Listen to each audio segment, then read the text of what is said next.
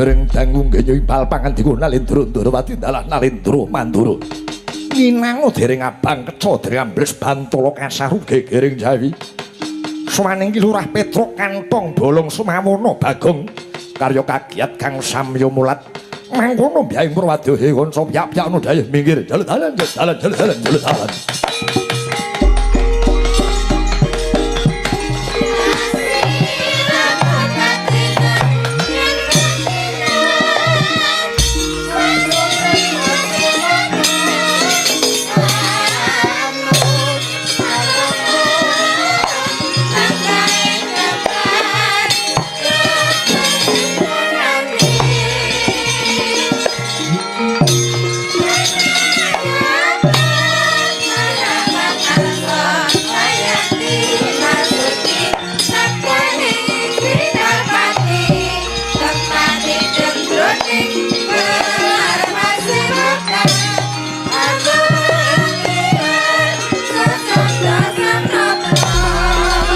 nuwun kula ingkang sowan inggih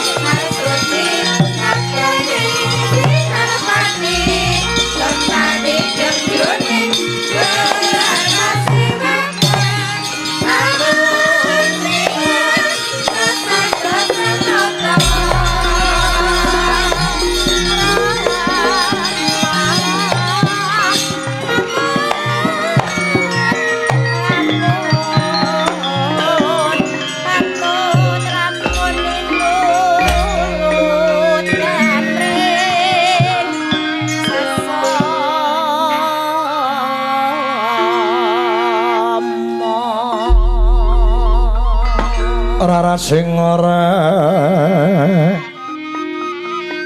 sang nahen kong mring diahtan kepadane sing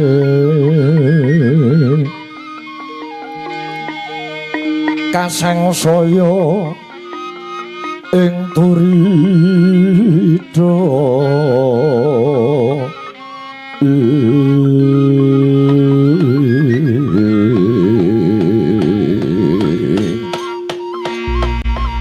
ya jagat Dewa Bathara Mastu Kara jagat Koko Prabu Mandura Yai Kresna piye kula kinten gegering pasiwaken wonten suwaning Nalendra utawi Brahmana lah jebul menika malah para panakawan ingkang suwan Petruk kalian Mondol Bagong bangsat elek sore-sore dagelan wis do yak-yakan teko nggon kene iki wah golek mangan ngono apa piye dagelan iki mesti tekane mengko wanci gara-gara Petruk Bagong ngadat kuwi wanci gara-gara ngono kae wah upama Petruk suwan ana kraton iki isih rada lumrah pantes duwe negara duwe tata krama ana ngarepe ratu sing gelem nyembah bareng adine iki sing jenenge Bagong karo ratu ora gelem nyembah malah dijak salaman dianggep kancane ngono apa piye wah jan iblis krungu swara apa Gong rasa rungokke Truk wong pancen awake ini lagi apes yo kaya awake dhewe lagi teko urung dibagekke wis diiblis-ibliske ngono kuwi jenenge wong sing ora seneng karo awake dhewe Ngono ya, Kang. Heeh.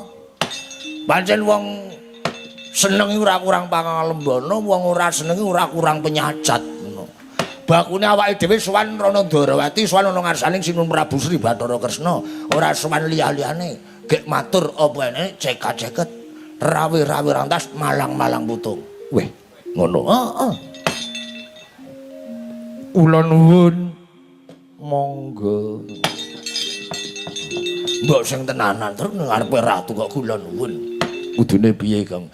Kula ngaturaken sungguh mabekti ngono kuwi. Syukur nganggo tembang. Kaya ketoprak nek awan ngono kae nganggo blero-blero sithik. Genthorane nganggo nging ngono kae. Petruk padha becik sak sumanmu ana Ndarawati kene, Petruk. Pangestunipun Sinuwun Kresna kalih sing rubeda. Sungkem mangabekti kula mugi kunjuk sandhap paduka Sinun Prabu Sri Bathara Kresna dipun tampi nggih, Den. Iya ya Petruk wis tak tampa tibos padha-padha. Bagong padha slamet. Nun. Bagong padha slamet beda. Jeneng kula niku mboten slamet. Kula niku Bagong, Bagong. Tegese kowe kuwi sowan murene padha Raharja. Wah, tebih meleh niku. Raharja niku ketua RT kula mriku. Kowe iki nek dijak omong kok angel to, Kang. Angel piye to? Lah kuwi dipadhake slamet, dipadhake Raharja. Tegese yang artinya, ngono campur basa Indonesia sik ben rada mudeng to. Sowan murene kuwi ora ana alangan sawiji-wiji. Kowe iki ora ana rubeda. Oh ngono. Pangestunipun Sinuwun Ndarawati anggen kula sowan kalih ing rubeda mboten wonten alangan. Sungkem mabekti kula mugi kunjuk sandhap padha-padha Sinun Prabu Danardana nggih Sinun Prabu Harimurti. Kowe ngerti dasa namane? Dasa nama iki apa? Lah iki mau nama lain iki dasa nama. Oh nama lain iki dasa nama. Nama dasa. Iya, aja diwolak-walik. Kowe roh aku ki maca to. Sinuwun Kresna ki asmane pirang-pirang. Ya Narayana, ya Wasudewa, ya Danardana, ya Harimurti, ya Hari Minggu. Raning. Mulane ketemu aku tak undang Ming, niki mergo jenenge Hari Minggu.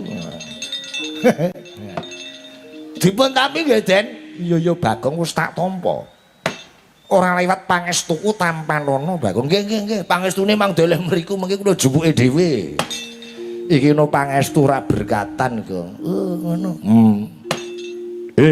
Petruk padha becik sowanmu Ndarawati kene. Sinun Baladewa niki. Iya.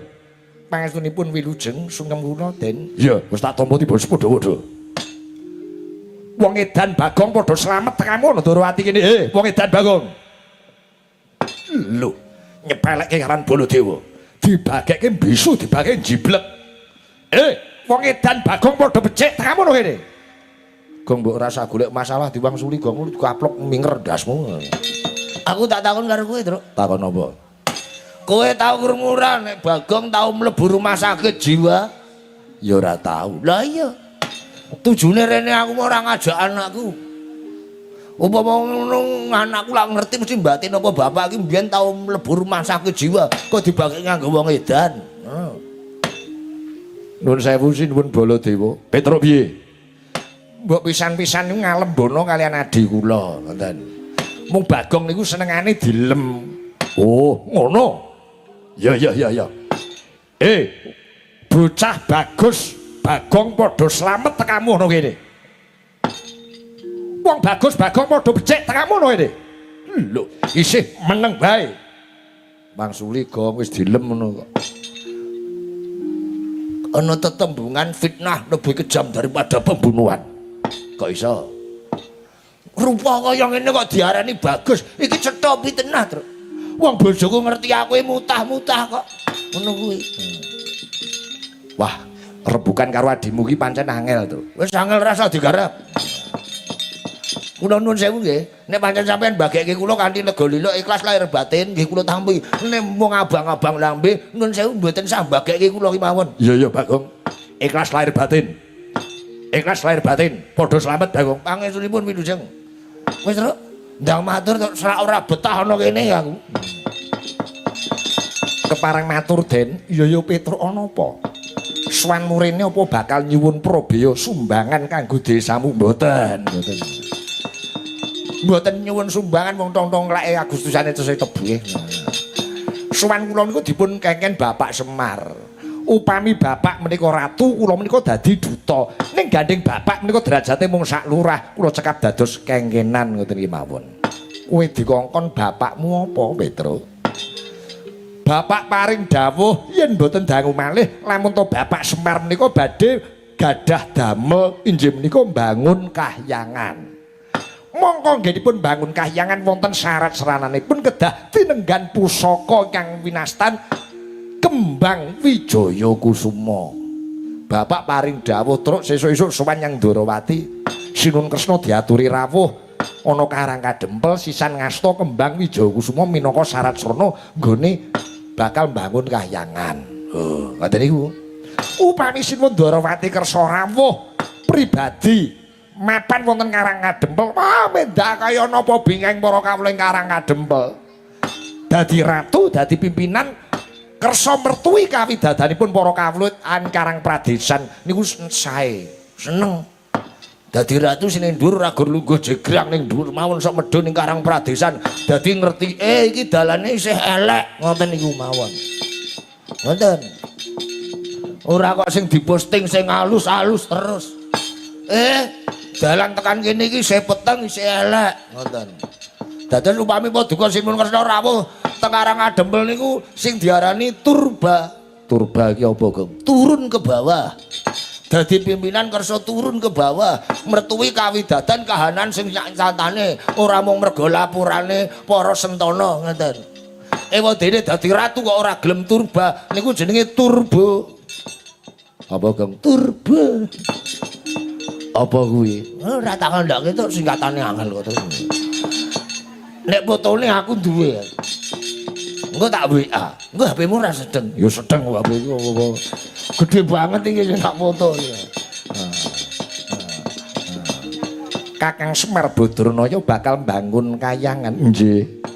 Syarate Kembang Wijaya Kusuma kang tak asta mapan ana Karang Kadempel leres. Petruk dawuh aja diati-atipu dina samengko panjenengan ingsun durung iso atur wangsulan kang gumathok sababipun katemben wae Koko Prabu Mandura Koko Prabu Baladewa rawuh nunggal sedya karo kowe ya kuwi uga bakal mboyong Kembang Wijaya Kusuma minangka syarat srana palaing pagebluk ing Ngastina supaya enggal sirep awit Koko Prabu Mandura nedeng dadi duta Ngastina kang bakal mboyong Kembang Wijaya Kusuma. Gong, nun. Tenan, Gong. Tenan piye? Ana sing dadi pepalang. Ngomong sapa sing dadi pepalang?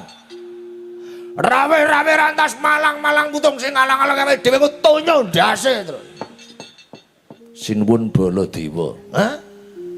Sinuwun Baladewa. Ya wis dirembuk sing apik musyawarah. Musyawarah untuk mufakat. Heeh. Kepareng kula matur nggih Den. Iya Petruk morage matura.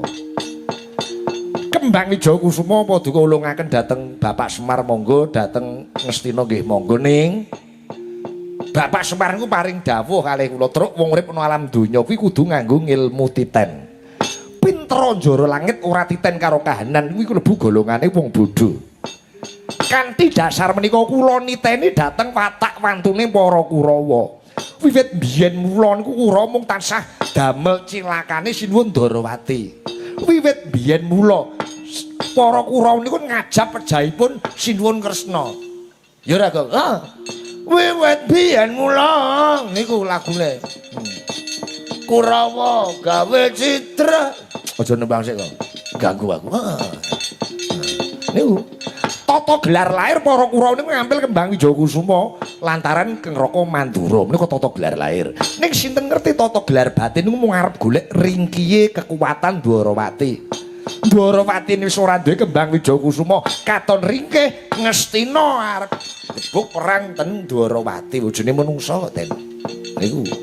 Lho niku nganggo ilmu titen selawase Kurawa niku nek dijak becik ora iso. Ngarep yo yo apik yo. Oh, komitmen. Iya apik. Alah. Ora ngoten niku. Ning cobi mangeling-eling Bapak Semar wiwit cilik nganti sakniki momong sampeyan. Bapak Semar niku ikhlas lahir batin, ora tau nyuwun napa-napa. Bapak Semar ya ora tau kok otong-otong proposal. Sinuwun Kresna mang bangun pondok kula ora nate.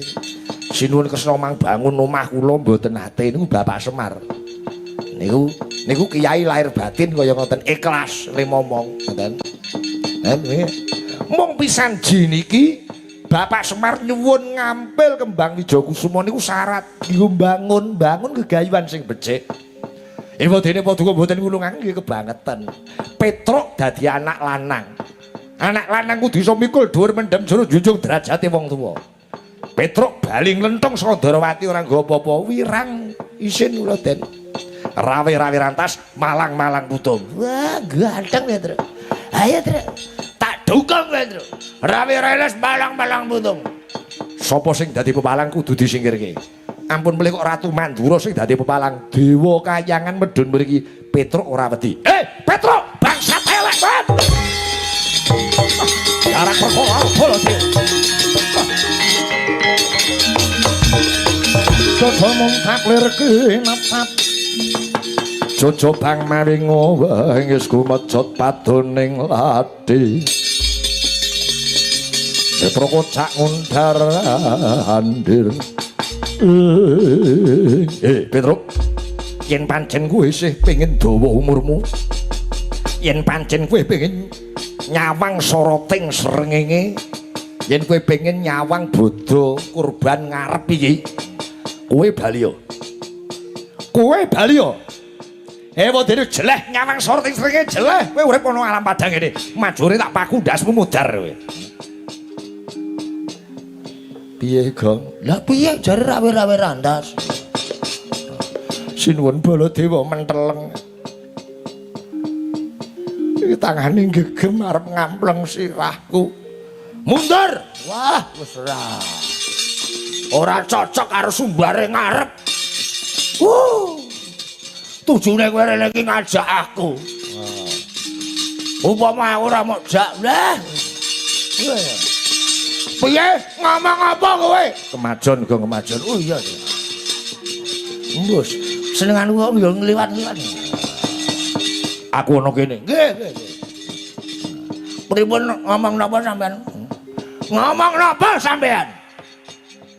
Wah, wani getak, Gong. Aku iki lho getake, Truk. Aja meneh Sinuwun Baladewa. Wong aku iki kertu 3 wani getak kertu 8 aku. Wong edian lah. Nek ora wani getak ngono kapan menange?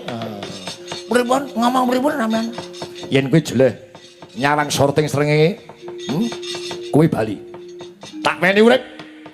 Ning yen sembacut pen boyong kembang Wijakusuma, langkah ana bang kene Baladewa. Wela. Sampeyan teng mriki niki derajate niku napa? Ratu Mandura teng mriki niki daya, Bagong Petruk nggih daya. Sampeyan daya kula nggih daya. Ora ana hukume kok daya nundung daya niku mboten enten. Enten. Sampeyan daya kula daya, sampeyan buah kula nggih buah. Ngoten. Enten. Mboten kena kaya ngoten niku, Mas. Kowe ora nyawang mripatu. Ora melek. Melek ombonge ten kok. Sawangen aku kuwi sapa? Lho, lah sampeyan sapa? Karo wae dhewe kok lali. Lho. Ratu Mandura Prabu Baladewa Halayudaka Karasana Kusuma Wali kita ki aku. Mpun paham. Wong sak rangga mriki pun do pirsa nek sampeyan niku Ratu Mandura Prabu Baladewa. Ora ana sing ngarani kok sampeyan niku Dasamuka. Ya, Truk. Heeh. Kendel kowe ya. Kendel wae. Nek dikampleng nek mati Mbok ben wong utangku isih akeh. Men rasah nyaur ya, Truk. wong edan. Sampeyan niku ampun ngoten ampun. Aku iki lho Ratu Mandura. Sampeyan dadi ratu ki ampun numuk ampun sombong karo kula. Derajatmu musak gedibal, derajatmu musak keset. Kowe musak dagelan, kowe musak ponokawan. Leres kula ni wong cilik sampeyan ratu.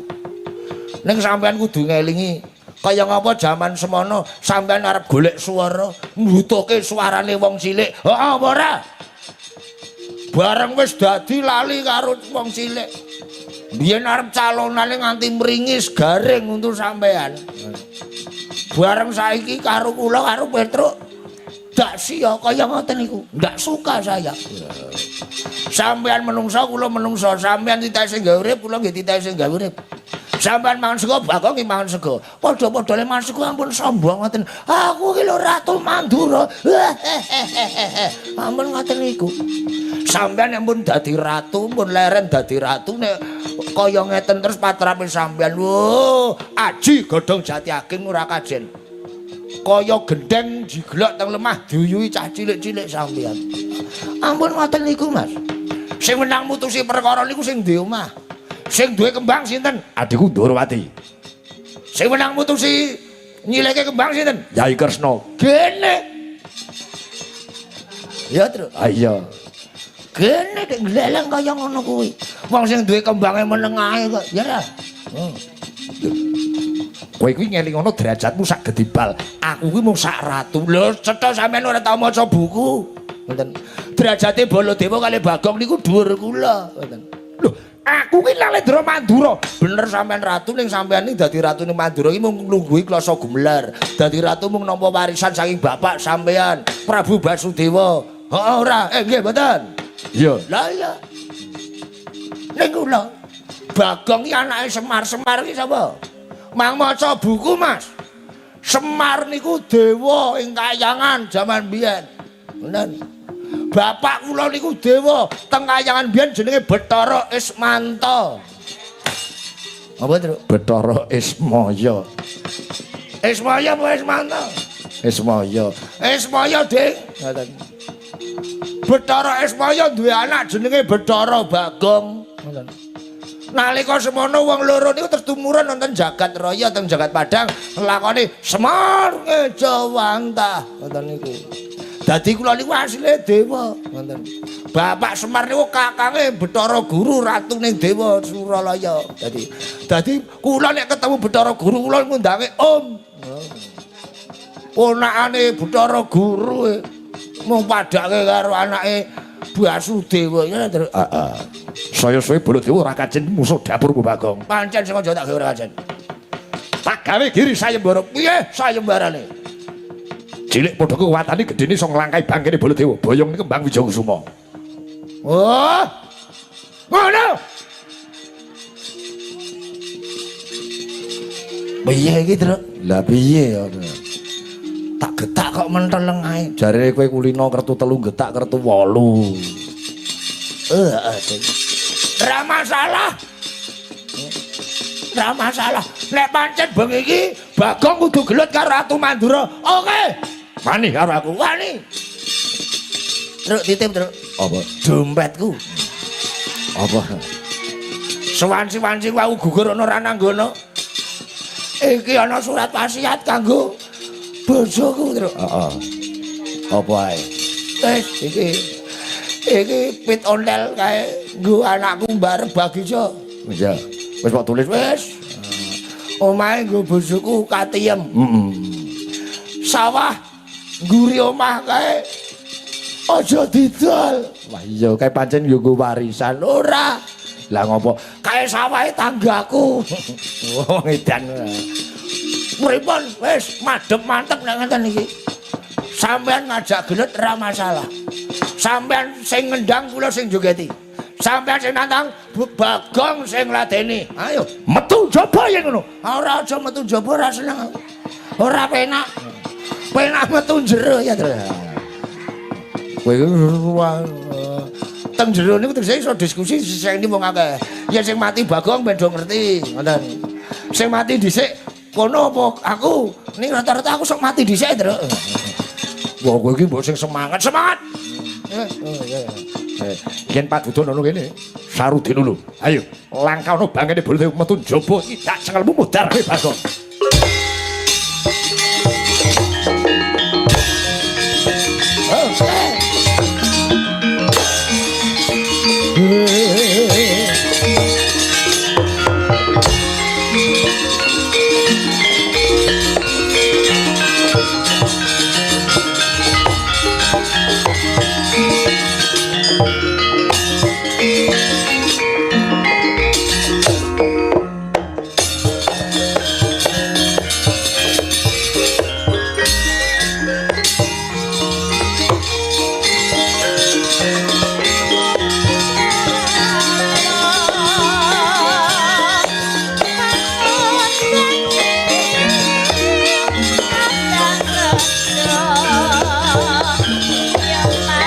sayang kare kang sinebya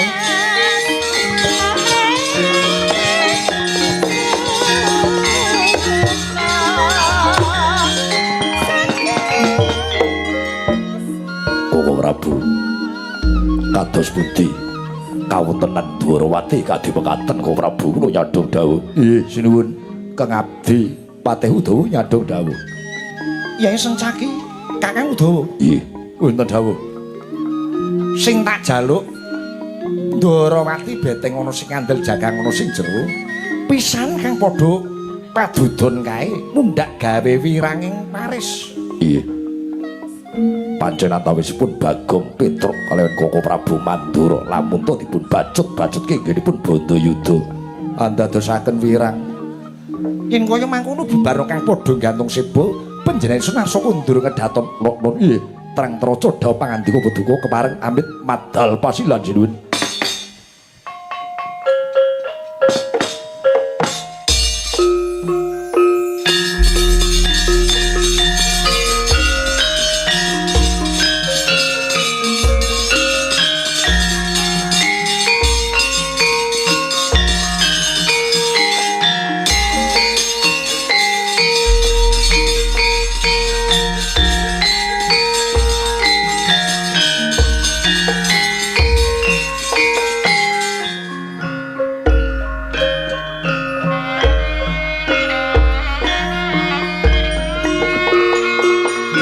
Sanapa kundur hangadaton